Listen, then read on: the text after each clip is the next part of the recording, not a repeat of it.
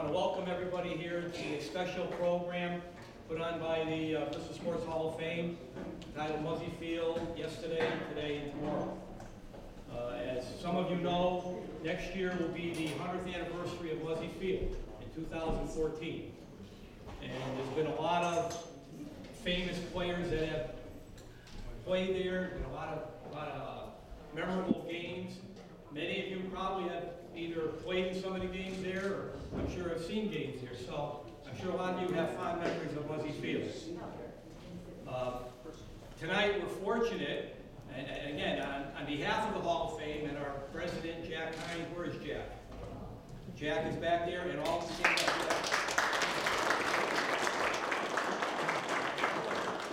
and the entire board of directors, we welcome you. We do have a very distinguished panel here that will be presenting a lot of facts about Muzzy Field. First of all, we have Director of the Parks and Recreation for the City of Bristol, Mr. Ed Swickless. Ed will be updating us a little bit on the planned improvements to Muzzy Field, both inside and out, coming up in preparation for the 100th anniversary. To his right, we have Bob Montgomery, who not only is one of our directors, but one of our co-founders of the Hall of Fame. Bob is, as you know, our Bristol historian and local sports writer. So Bob. Hopefully Bob will give you a little history on the on Muzzy Field. As left is Dave Greenleaf. Dave, a longtime Bristol Central teacher, and there's no doubt, I am convinced that Dave, Dave has witnessed more games at Muzzy Field than any other person in Bristol. Seen every Bristol Red Sox game, going way back to the 60s. So Dave has been to a lot of games at Muzzy Field, and Dave will enlighten us a little bit. So Dave, thank you for. And our last speaker, but not least, is someone a lot of you know, Mr. Fran Mullins. Fran, long-time Bristol and State Legion official, who's done a lot to promote Legion baseball in the city of Bristol, and hopefully Fran can be able to share some insights about Legion at Muzzy Field. So Fran, thank you for being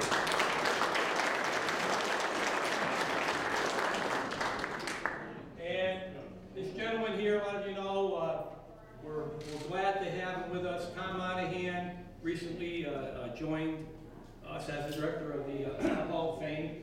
Tom will be our moderator. Tom is a Bristol native, as many of you know. Played some games at Muzzy Field, right? Oh, yeah. And I'd like to forget. And a former, obviously, award-winning Channel 30 news correspondent. So,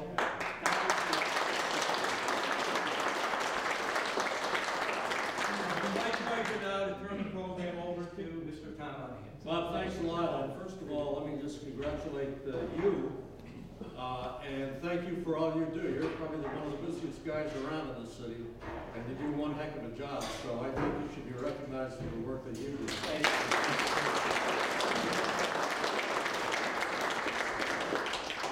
We'll probably go for about roughly an hour, and I would say that at some point, maybe toward the last 15 or 20 minutes, I'd like to get, if anybody has any questions, just shoot your hand up and, direct them to anybody in particular or all of us in general, and we'd be certainly happy to try to answer them.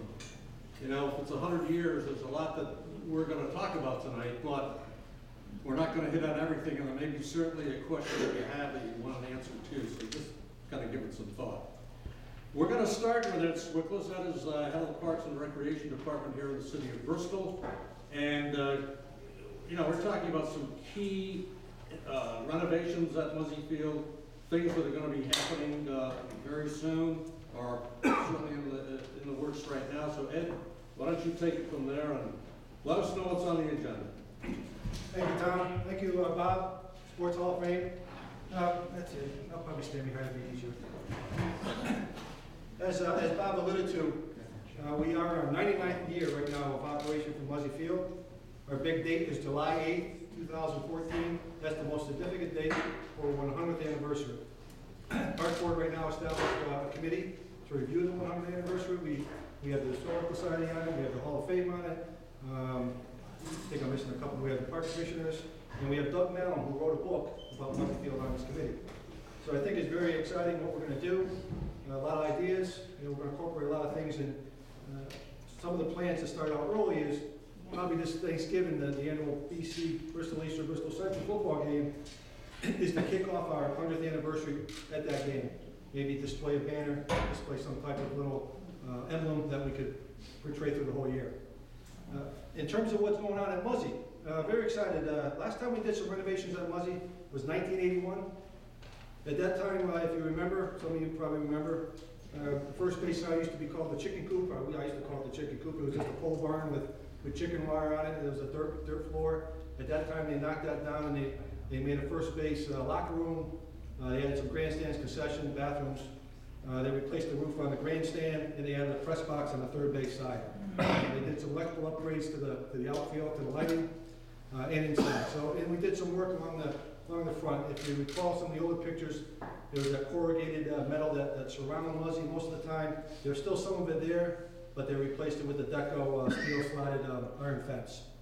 So that's the last time we did some work. In between that time, from 81 to present, we painted the flagpoles, we did some upgrades inside, very, very minor stuff. But as we proceed through, the park board had a vision maybe about 10 years ago to establish a master plan for all the parks.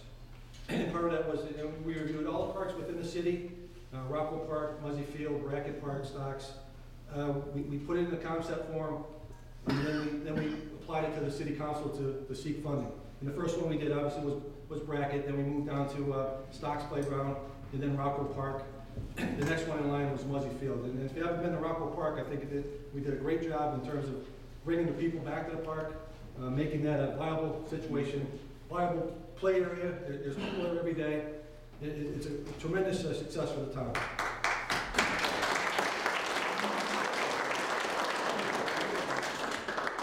And to add to that concept, Muzzy Field was, I always felt Muzzy Field was a symbol of Bristol. If you think of Bristol, obviously you got ESPN, but a lot of history goes into this town, and a lot of it played at Muzzy Field. So it's always, if you talk to someone, or if you ever see expressions of when teams come in that from out of town, I look at it, it's like a ooh and ah. So as we proceeded with the park board, now a couple of properties along Park Street, which abut the front of Muzzy Field, we asked the council and the Board of Finance if every time they became available, could we purchase them? They went along with that concept. So through the years, within the last 10 years, we bought one piece here, we bought one piece here. Last year, we bought the final piece. So we own all the whole block. We own the block from Muzzy Street all the way to Dutton Avenue. And you notice now it's an empty lot. So now, since it's an empty lot, we want to transform that lot to tie in with Rockwell, also to tie in with maybe tie in sometime with downtown revitalization. So we had some concept. We hired an architect. We went to the Board of Finance and went to the city. We asked if we could get some funding. And last year they approved some funding for $1 million to redo the front concept. This past year, I went back to the Board of Finance. I said, to complete what we want to do here, we're looking at another 1.5 to finish up the inside. Right now, the second phase, it's in its preliminary stage. It is going forward to be voted on, which I think it will get approved. Let's just arbitrarily say it's going to be approved, and we'll have $2.5 million. Unfortunately, I have some smaller prints, but what we're trying to do with the front concourse is to give you this effect that's going to symbol what the old-time look is, but then again, aesthetically pleasing to when you drive by it. I have a couple prints here, and I'll pass a couple around if you want to look what we're doing. These are quite small, so you're not going to really see them too well. But I'll pass around a couple of what we're doing, and I'll go over what we have.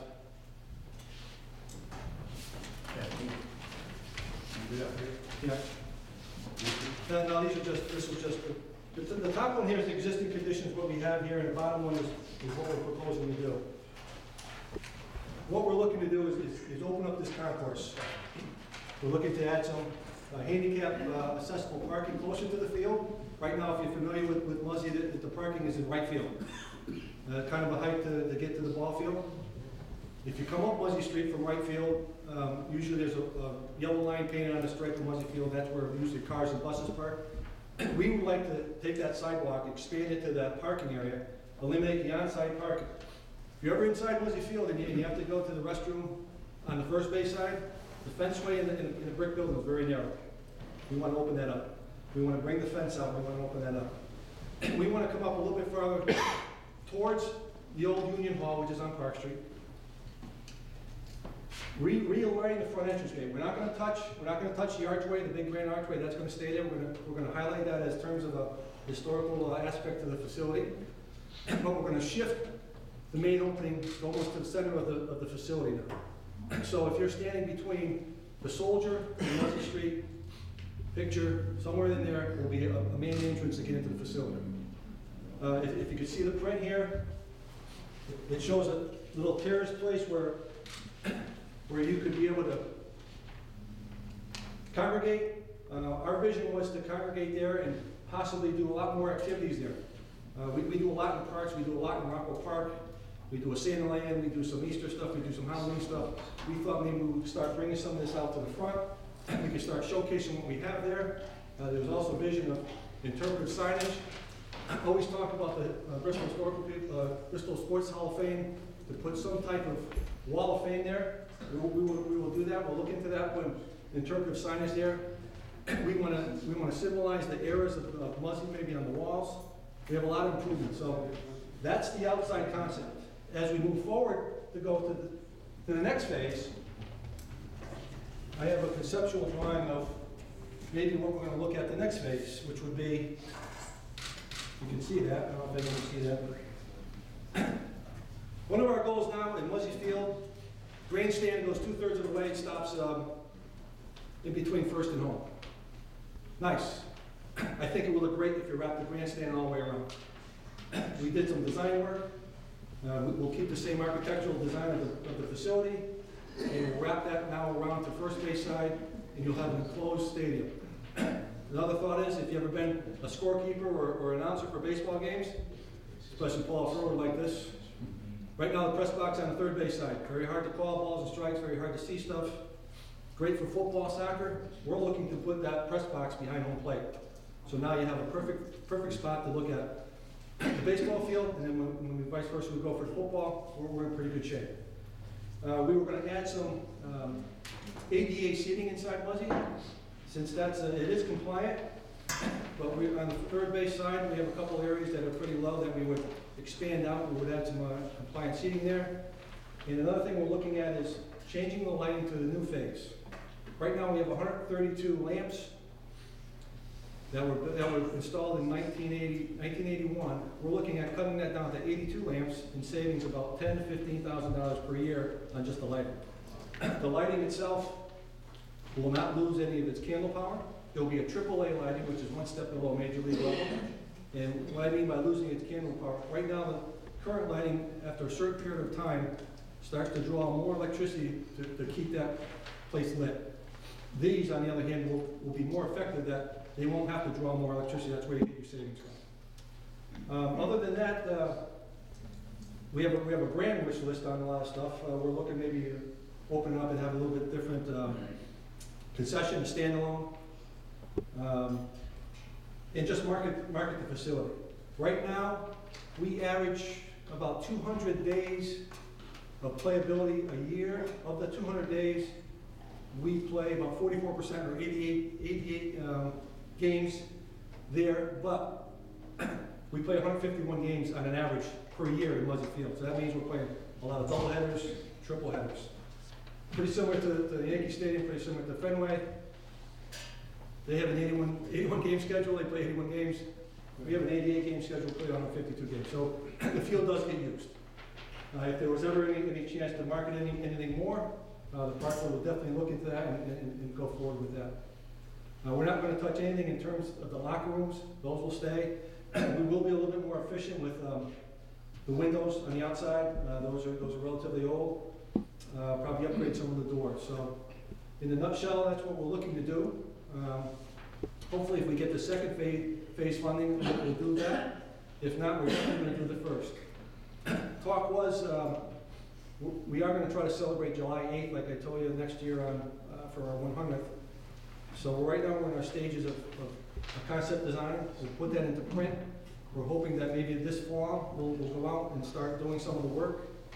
We will probably shut down in May, just so that way we could do 2 months of work, 2 months of playing there, and then start back up in end of July, and then finish back up by the end of the winter. So we're hoping that everything will be substantially done by July.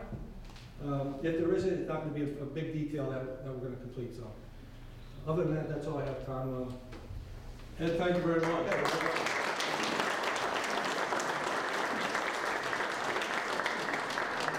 If the money's appropriated and it all gets done, it will look terrific. I'm sure. You know, we've been talking about Muzzy Field, and the first time that we saw it, that I saw it, I said, this is either could be Fenway Park or it could be Yankee Stadium. It was so beautiful, still is, to a young kid about 8 or 9 years old. The only access we had to what the Red Sox were doing was on a radio or the newspaper. I had no idea what Fenway looked like or what Yankee Stadium looked like. And when I first saw Muzzy Field, I said, this has to be like Fenway Park. I mean, it's just and as Ed pointed out, you can go to anywhere around the state of Connecticut, really around the Northeast. And when people mention Bristol, they talk about Muzzy Field.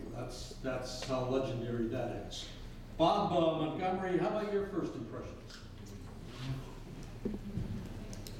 Well, I went to school, high school with Tommy Chopin, and actually, remember Mr. Foster, tennis coach at the high? He hired me and his son Jeffrey to ball hawk, to get the foul balls for the Legion team back in the 50s. That was my first time there. I mean, these guys were big to me. This was professional, and the park was awesome. That's my first memory. As far as getting the balls, we'd have to run out the park, run on the back, and retrieve. We had a good time. Let me ask you this while we got you standing. How did all this come about? When you talk about Muzzy Field beginning and lasting for 100 years, how and when did it all begin? Okay. I know it was 100 years ago. First of all, I want to squelch a rumor that Bob Cal's been spreading around town. No, I wasn't at the game. Back in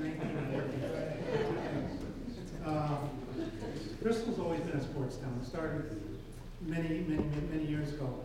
The center, Federal Green, was the main place where ball games were played in the mid-50s. Later on, they built a field down here off Center Street. They call it the Center Field Grounds. One of our semi-pro teams played there for a while.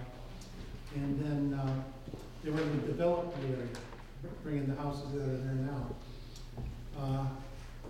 Hickory Park was Muzzy Park originally. It was for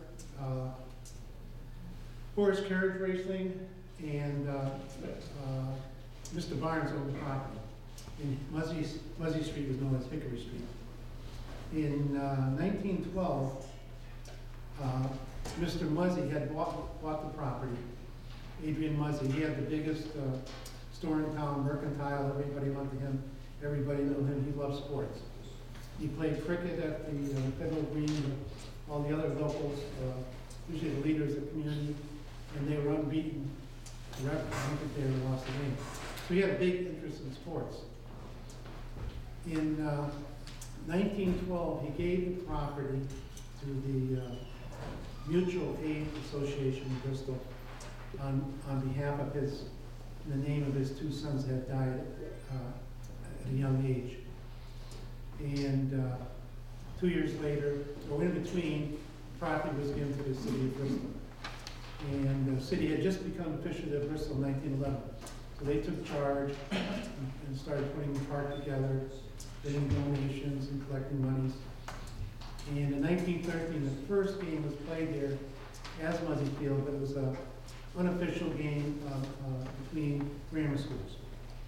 A year later, everything was ready at the park, and we had the first game, 1914. Again, Bob, I wasn't there. And that's how it started. Through the years, it's really grown. I hope to talk about that later, some of the biggest events during the time we met. Some of the key people through the years, prior to 1950, that were involved in those games or part of it, either managers and coaches. It's just a wonderful historic field, and it's one of the things I brag about. It's ESPN, Muzzy Field, in that order, or vice versa. Thank goodness we didn't do anything for that part. We kept it the way it is. We lost the Bristol Red Sox, and I don't really understand why, but I think if they were here today, we wouldn't have the Muzzy Field we have today. I'd much rather have that than double-A baseball team in Bristol. That's basically it. Thank you, Bob.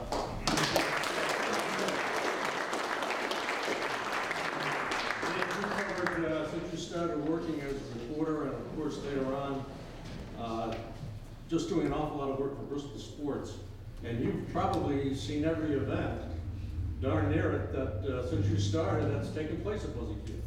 Why don't you give us a little hindsight? Okay. I'm going to go back a little bit before I started covering the games. I grew up pretty much across the street from Muzzy Field, and spent a lot of time there before I started writing the games for the Bristol Press. Probably a few people here that can remember that it was pretty easy to sneak into Muzzy. Back in the day, one of the ways you could do it was just lay on the sidewalk and roll underneath and come up from there. Well, I used to break into the field, not to watch games, but to go into the press box and go through the hatch and get up on the roof. So that was my first visit to Muzzy Field, where right away, even back then in 6th, 7th grade, was first place I went was to the press box. And I've been going to the press box pretty much ever since then. Started covering a few games during high school, but covering the Bristol American Legion, 1968. I've seen just about every Bristol American Legion tournament game that's been played there. The game with almost 3,000 people lying in the field and filling the stands to see Robbie Nicoletti and John Canera from Naugatuck play state championship game. That's probably the biggest crowd. That is the biggest crowd that the American Legion has had at any of their championship games. All the way up to probably my most memorable one, because we've been to the World Series 4 times, but only once did we win it at Muzzy Field. That was in 2008. So winning the regional tournament and going on to Shelby, North Carolina in 2008 was, for the American Legion standpoint, it was probably a highlight. I can remember back to when we're talking about the field and the corrugated fence. When I first went into Muzzy Field, there was a wooden scoreboard. You had to hang the numbers, kind of like Fenway Park. There was no green fence. The oak tree was in play. Big oak tree out in center field. It was within the field of play. It was probably a few years later that they put the fence around. Late 60s when they put the green fences up. I saw just about every Bristol Red Sox game, scored most of the Bristol Red Sox games.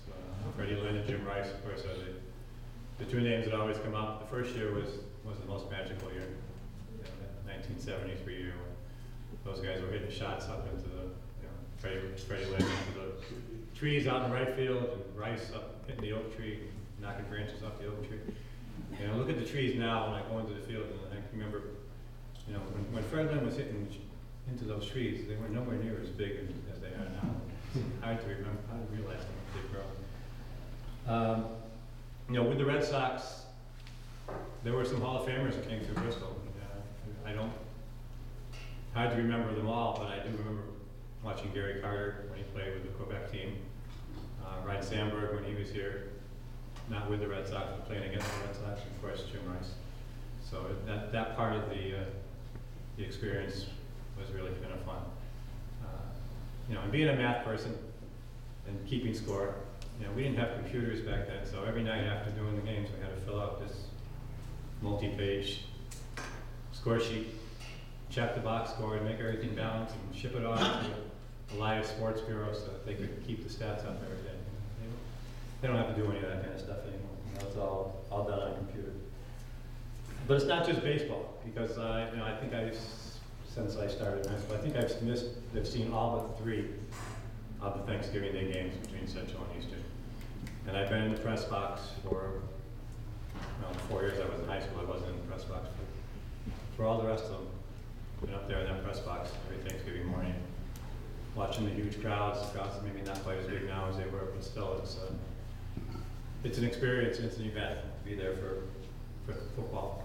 Thanksgiving morning, football in the fall, soccer in the fall, baseball in the spring, baseball in the summer. Climbing 56 steps to get up to the press box. And yes, it's a little bit hard to see balls and strikes from up there. But it's also really quiet up there. Nobody comes up and bothers you like they used to in the old press box. You know, back in the days of the Red Sox, when the press box was behind the grandstand, and somebody could just stand up and say, "Why'd you call that a hit? Why'd you call that a hit?" Now, you know, being 56 steps up, you can make those calls, and you don't get the people that hassle you quite so much. So, you know, I'm a little bit I know Paul wants the press box behind the first base, but I kind of like being up there and not having people up there to bother me. So, you know, it's been a lot of years. It's been a lot of fun. I mean, Muzzy Field's a great place. I've spent a good part of my life there. A lot of great memories. Dave, thanks. Thanks a lot.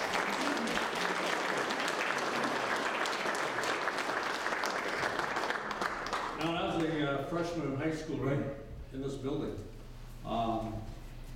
my Uncle Tom, who was coaching high school baseball at the time, said, look, you got to earn your keep around here. You're going to run that school board, the one that Dave alluded to. And sure enough, I was out there in the outfield and right field hanging up these numbers.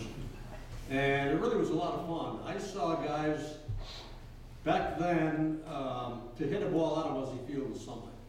But Bristol High had teams that, well, like Jimmy Tracy and Gene Zanke and Yash Redmond, those guys could hit. They're all left-handed, and they could knock it over the fence. And correct me if I'm wrong, but I think the fence then had shrubbery around it. Did it not? The trees were in front of the fence. Yeah, and you know, I think a lot of the opposition, they didn't know how to handle that. Balls would go in there and you'd hear them swearing and cussing because they couldn't find the ball. Meanwhile, somebody circled the base. I think we had more inside the park home runs than those that went over the fence. Fran Mullins has been active in American Legion baseball on the state, national, and local levels. When you think of Legion ball in Bristol, you think of Fran. And we're happy to have him here tonight to talk a little bit about Legion ball and some of the things you remember, Fran. Thank you.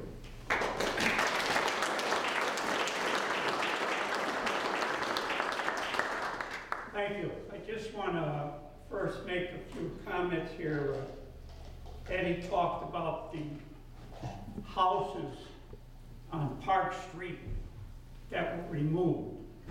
I remember being a park commissioner, and it was always the park board and the city at that time was to get rid of those houses and open that up as much as possible.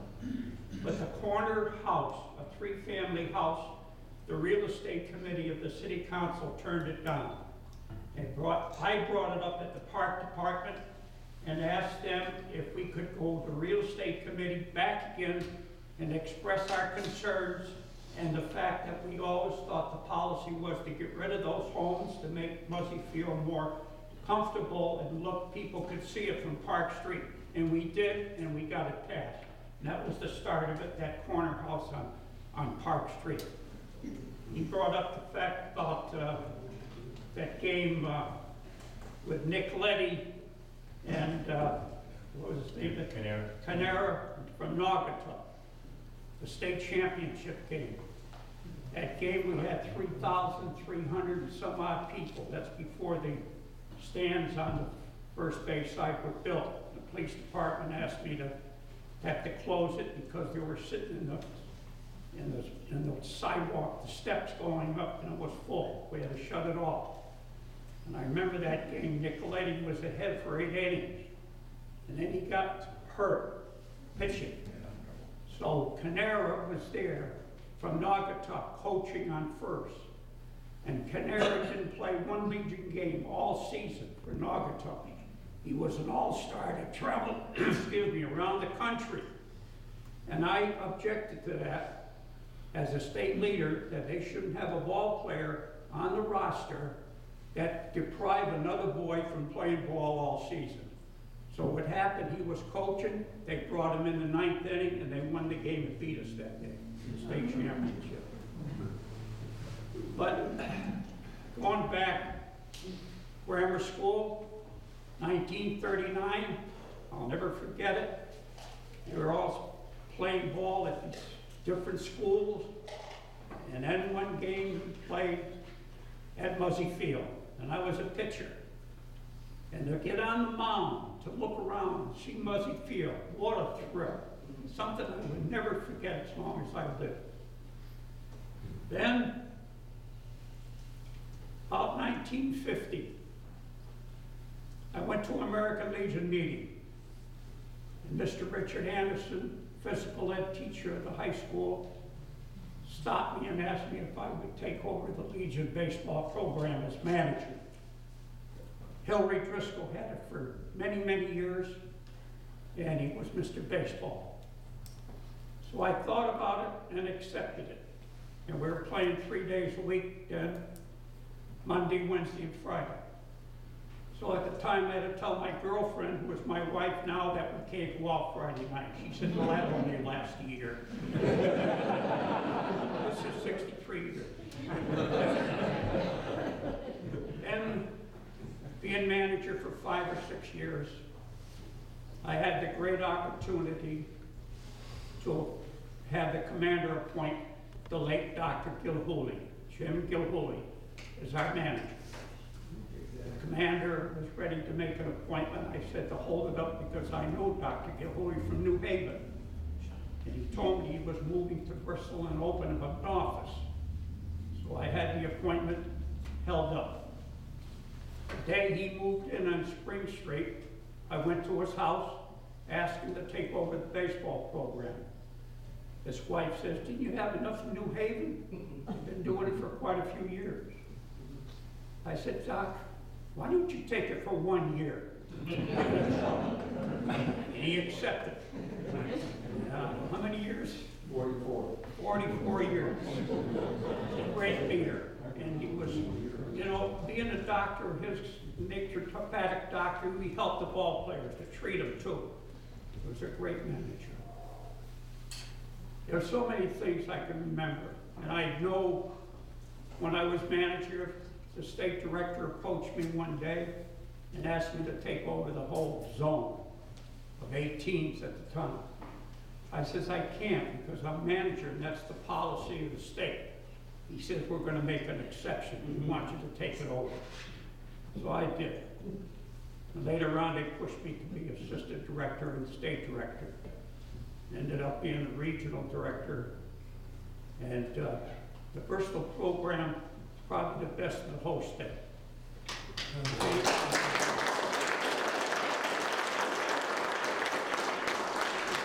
85th year, 55% of major league players played American Legion ball.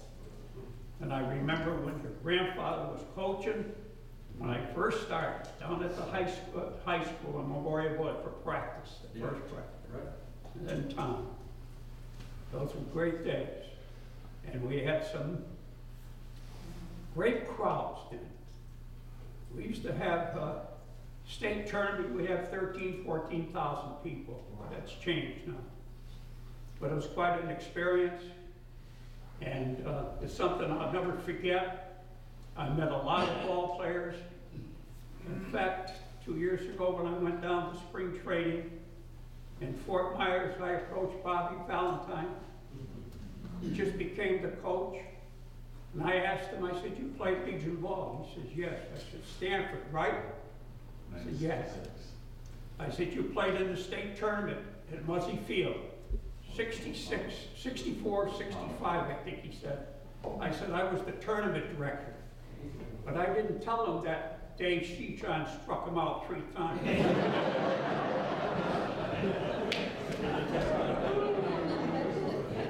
And there are a lot of people here that are on the baseball committee. And Melky has been a member for many years. And over here,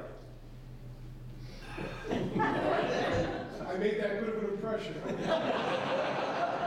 My memory is getting short. We've got our manager here, Paul LaFleur, has been doing it for many, many years. And we've got a lot of people here that helped us. Cilio, he was a member of our committee for many years, John Lassner. And certainly it's a tremendous program, and it's nice to work with those boys. And many of them come back and they never forget you. Thank you for all the opportunity you have playing American Legion baseball. Thank you.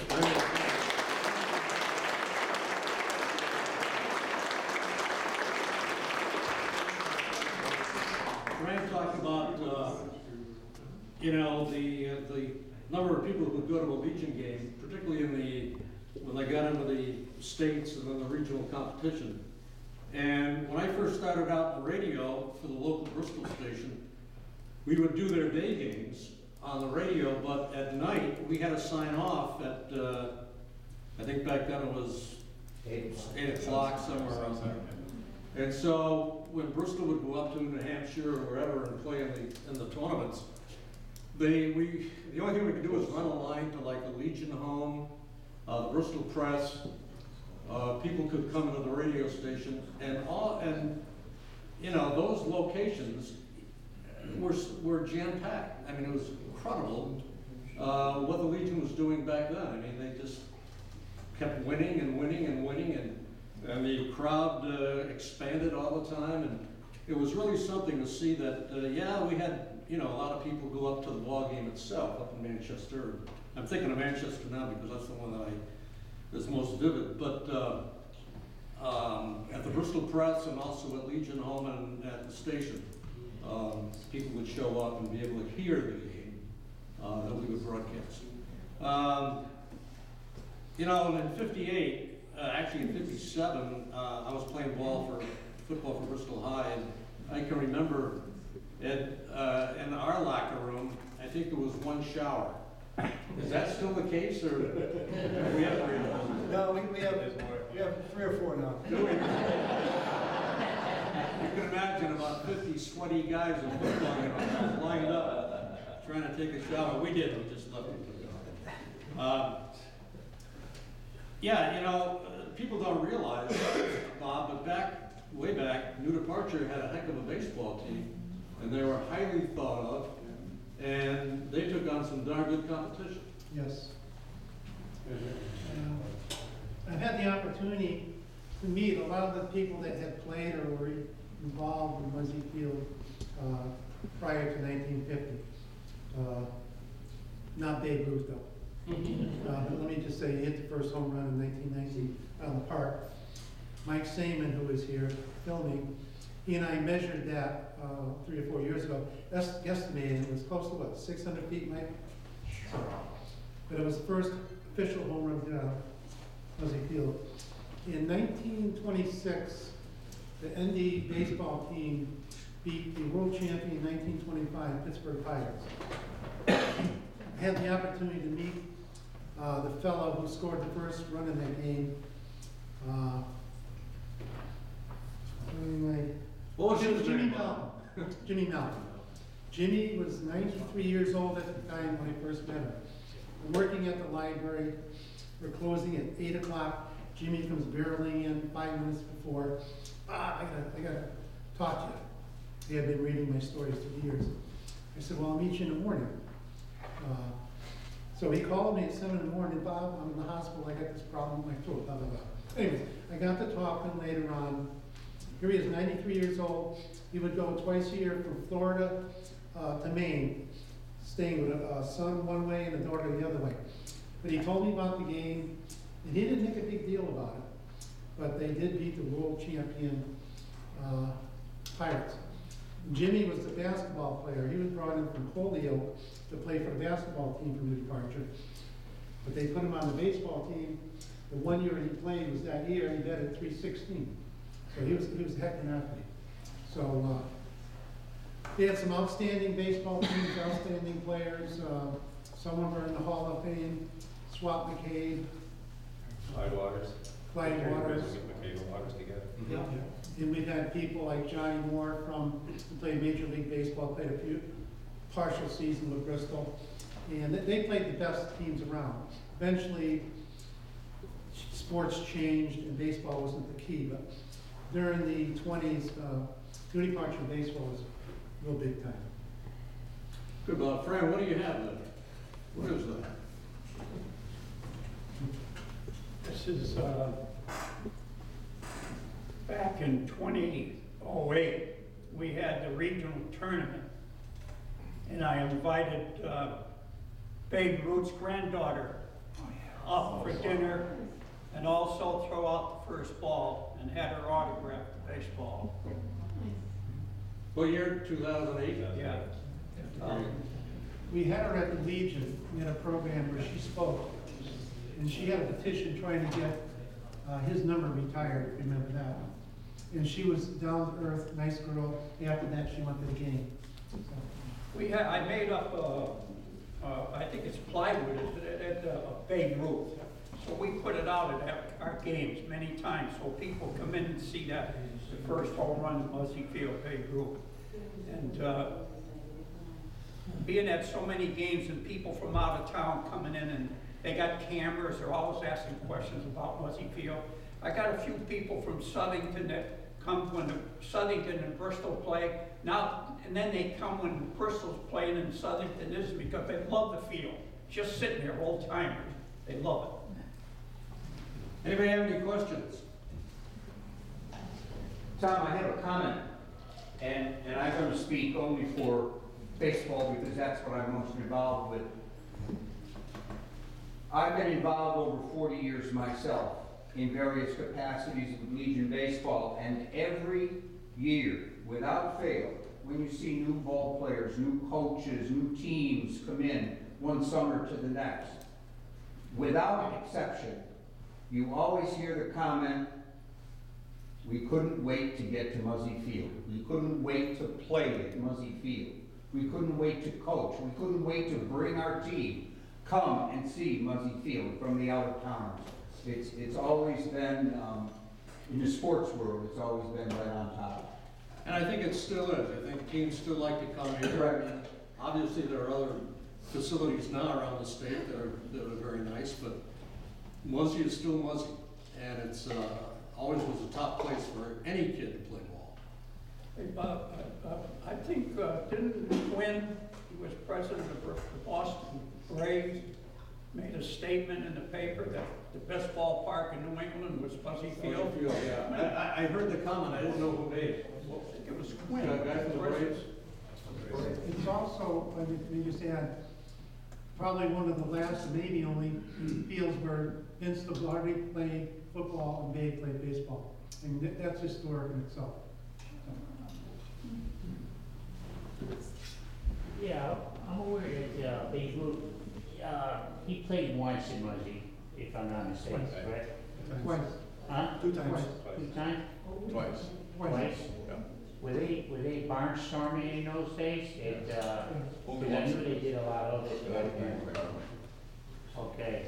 Team called the Polites. Huh? He played for the team called the Polites. Polite? Oh, yeah? Harper. That's always been told me over the years, so I wanted to be In clear. 1919, when he came here, he came with his Boston Red Sox. Huh? In 1919, when he came here, he came with his Boston Red Sox Oh, team. he was with the Red Yeah. Sox. Okay. Okay. He didn't Thank you, know one thing. follow up on what Paul said.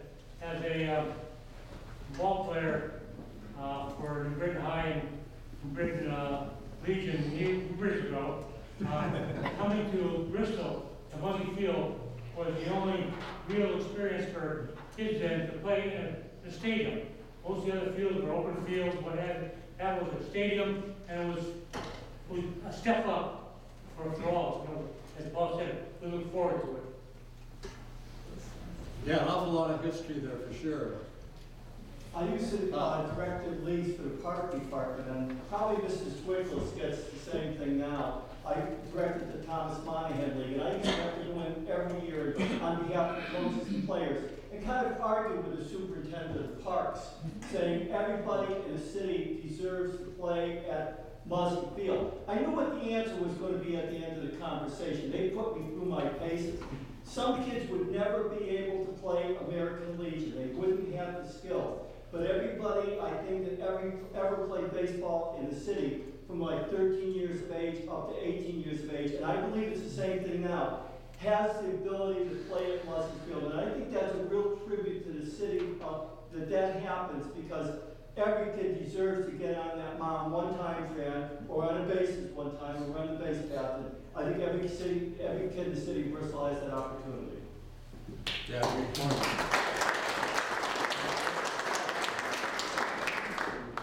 Question of Ed. Jerry Raffanello. I'm here because of Dan tonight. Our grandfather was caretaker at Muzzy Field from 1920 to 1951. So you talk about families growing up around the field. Danny and I literally grew up in the field because he was there every day taking care of that thing. And they ran the concessions. We sold popcorn and apples and everything else, running up and down those 56 stairs every day. And great connection with your family. We coached her in the Monahan area. Had a great little rivalry going with your Uncle Tom. Used to call him Ham and Eggers and tell him to get off his field and all that kind of stuff. But it was a great friendly rivalry. And the reference to Fenway Park, he used to send his crew, Tony Guerrera, Lou Massey. Those guys used to go up to Boston and get trained by the Fenway Park caretakers, so they could come back and groom that field. Because he said nobody's going to blame an error on my field, and that's the way he wanted it. It was perfect every time. And he lived to age 59, and he died in 1951. But he loved that park so much, and he would be so proud of what he's doing today. It's really a great tribute to Ed, the park department. What you've done with the park is beautiful, and thank you for that. And I'd just like to add, Jerry's grandfather was inducted into the Hall of Fame for his work at the park department. Jerry, did your family live right there? Right across the street from the entrance, diagonally, right in the corner of Muzzy Street where the restaurant is now, was my grandparents' house. And he had a chicken coop there and a little farm right across from the entrance. And he would literally walk out of the house and across the street to work. And my grandmother would go in later on for the concession or up to Rockwell Park during the summer to run the concession stand up there. So yeah, it was very, very close to that. But that house caught a lot of foul balls, did it not? Oh, yeah. And a little bit of trivia, because Jerry and I didn't have to pay to get in because of the concession, we wanted to be like everybody else, so we would sneak in too.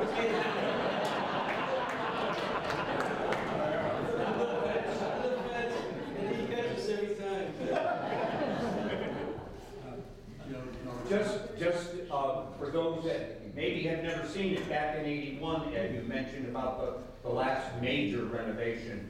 And at that time, they poured all new sidewalks near Muzzy Field. And some of these Bristol Red Sox players of note that we've mentioned tonight, if you look closely, their names are autographed in the fresh cement right outside Muzzy Field or right across the street where Chickies used to be. Yeah, still there. Jimmy Rice, Jimmy Rice, Wade Boss, Bob Stanley's there. Stanley.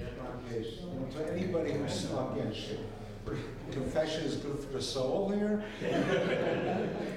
Excuse me. No, Jim Rice. I sold the mag wheels back in like 1970 for a '69 Grand Prix, United Auto on Riverside Avenue.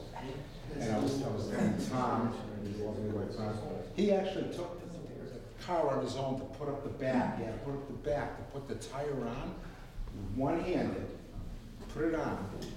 You know, normally it would take more than one person to put the wheel on, put the car up. And here's a guy. He said he's going to make it all the way. He certainly did.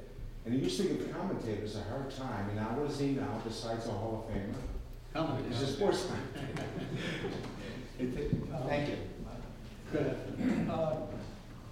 Just want to mention Tom Ditkow.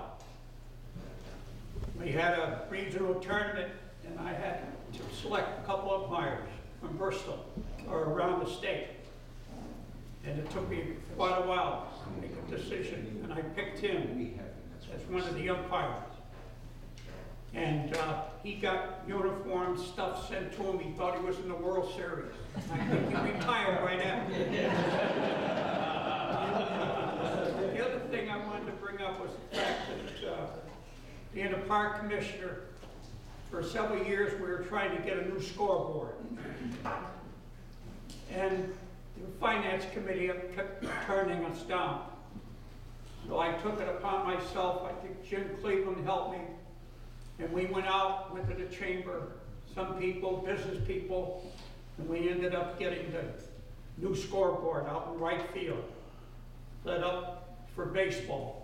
And I remember Ed calling me up to pull the switch when they opened it. And that was about $35,000-$40,000. And we had some volunteer electricians that wanted to wire out to the right field to get it going. So I'm pretty happy and proud about that. Should be, right.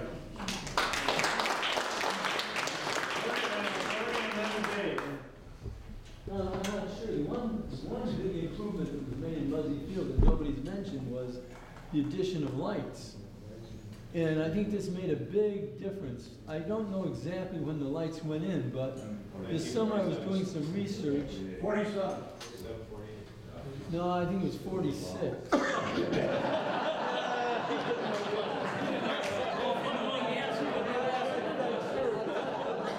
was doing some research this past summer, and one of the things I came across was a Bristol High pitcher by the name of Fu Fournier pitched the first night game at the high school for Bristol High at Muzzy Field.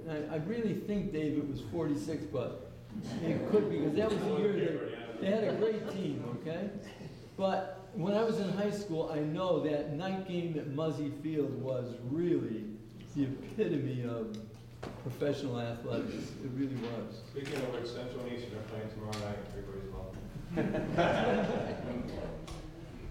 Yeah, I just wanted to say that there was another sport. Was played. Just for the information, I know that this is mostly a baseball crowd, obviously, but there were a few football and soccer games there. I did spend a little bit of time at Muzzy Field myself, and I know that Jim Nacera is here tonight.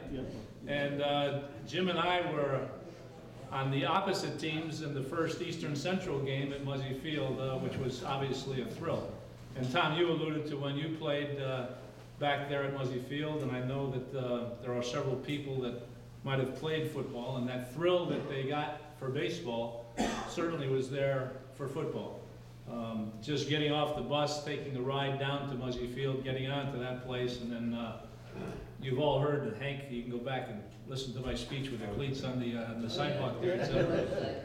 I know that it certainly had the ambiance of a stadium, and it was certainly a thrill for many kids to play football there. Thanksgiving Day has always been a huge day there. It's not as great in these particular days, but I do remember David and Dennis Hernandez back when there was 8,000 people there at the game. That was a 7-6 ball game, I think, or a 7-0 ball game. And I'm sure everybody has memories.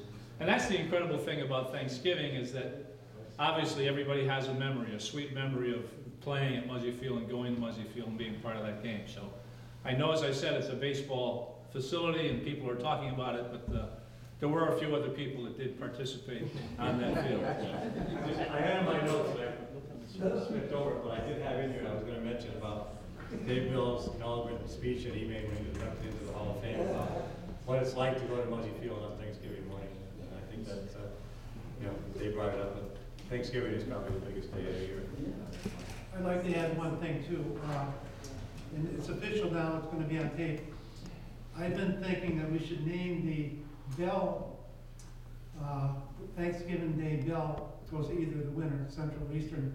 I think it should be named after Thomas R. Monahan. And I've spoken to his family about it, so I'm making it official. I'm going to scoop for that, and I think it would be the best thing we could do. He was our athletic director then. He saw both sides. He was there. He was pictured with Dave and Jim and those guys. And he was the man, Tom's uncle. So this is what I'm shooting for. Thank you very much.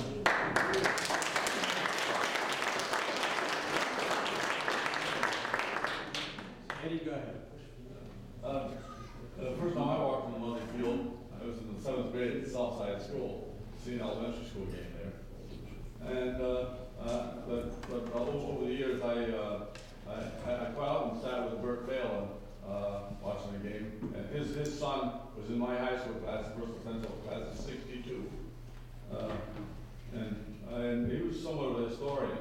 And those evergreen trees that used to rim the inside of the wire fence, and are still there for that matter, were a donation from the Bristol Nurseries in 1931. And as far as I know, the lights were put on, the first light system was about 1948 because of the Bristol Owls came here in 49. That's what I assume. But, and I read about the grandstand burned down in the mid-30s too, and that's why the grandstand was built. oh, really? I knew that too. And of course, the wooden fence that's in front of the evergreen trees, that went up in 1966. The first electric scoreboard was in 1965 in left field. When they removed the wooden scoreboard in right field. Ironically, the stand, it was a cigarette butt that started that fire during the West End game, football game. After the game, then we got it up and burned down. That's good. It was renamed after. That I didn't know. Yeah. I just want to make, and I know Legion people are here about that 2008 tournament, regional tournament. The game that Bristol played, it starts at 11:30 at night. And there was a handful of us still there. I don't know if any of you stayed the whole night, but it was after 2:30 before the game. We got out of there.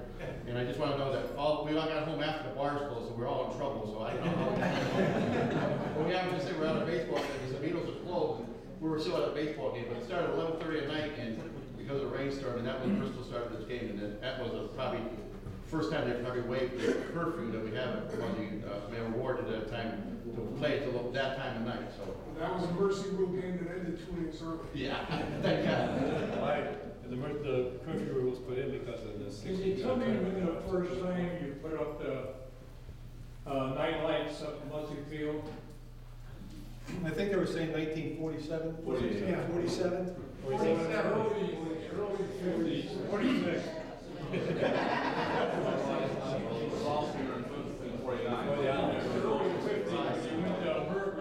I was a lineman then at the power company, and there was another lineman. We made 2 climbs to change the bulbs. The company got a hold of it, so we squealed on us, and we were told to stop. We couldn't take the risk anymore. So it was back in the early 50s. Climbs the bulbs.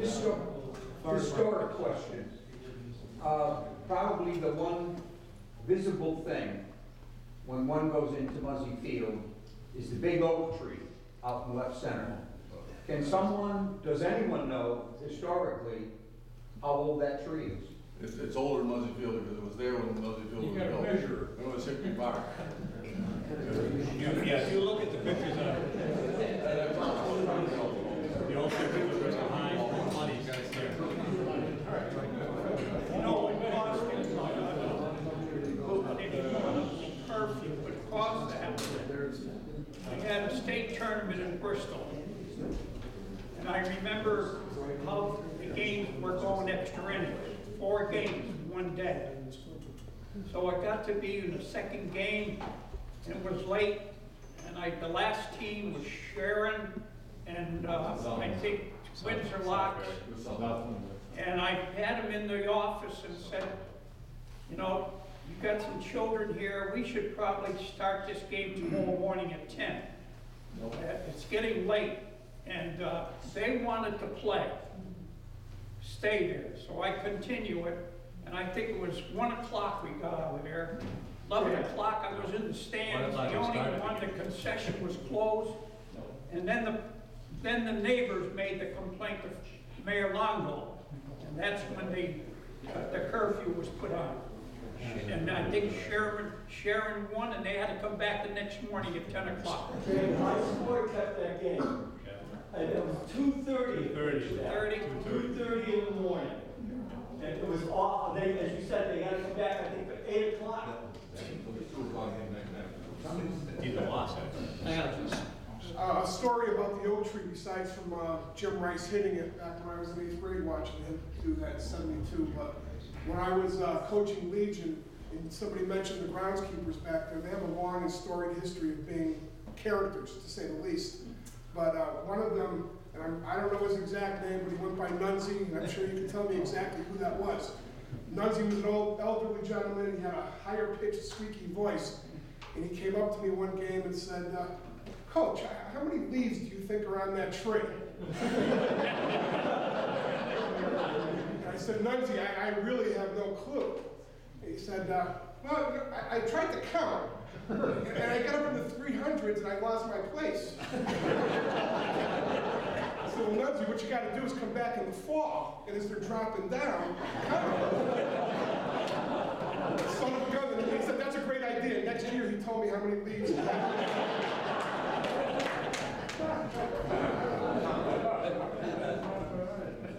By the way, I do recommend the movie 42 with Jackie Robinson.